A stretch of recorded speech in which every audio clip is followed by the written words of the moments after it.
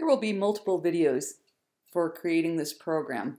Each one will have a particular topic. What we're going to do is we're going to create a guessing game that will provide feedback to the user on if they are hot, cold, freezing, etc., and help them guess a number between 1 and 100. So the first thing that we need to do in creating that program is to import the random number library or item. We're going to import random so that we can use its library, and it has different functions that we can use.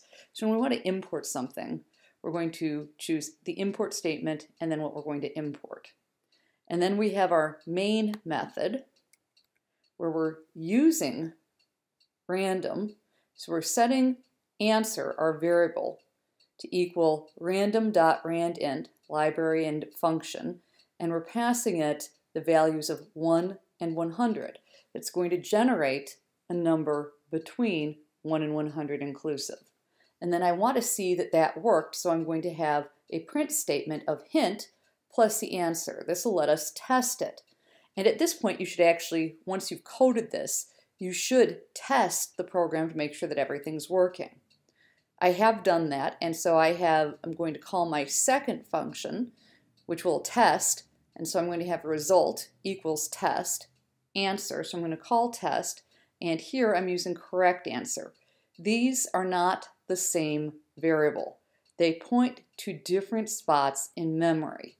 Correct answer, used in this way, is initializing the variable correct answer with a copy of the value that's stored in answer. Then I can do an if statement on this. If correct answer equals the user guess, which I actually haven't sent it yet, but I'm going to need to do that, then I can return you win, else I can return you lose. And so we've done things that have accepted multiple parameters. So I have to send two things here. I'm going to have to send, when I call test, I'm going to have to send answer, which will become correct answer, and guess, which will become user guess. So this is how you pass multiple values from one function to another, and they get passed in order. So answer will be stored in correct answer, and guess will be stored in user guess. Again, I use different variable names because they point to different spots in memory. And this is a good point at which to test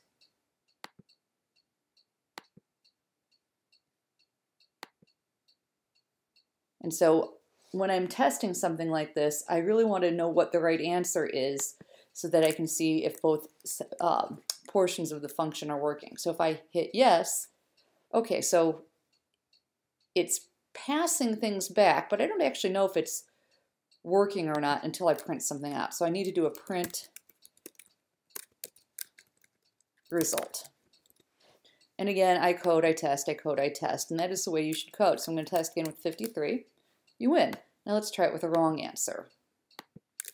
I'll just print 53 again.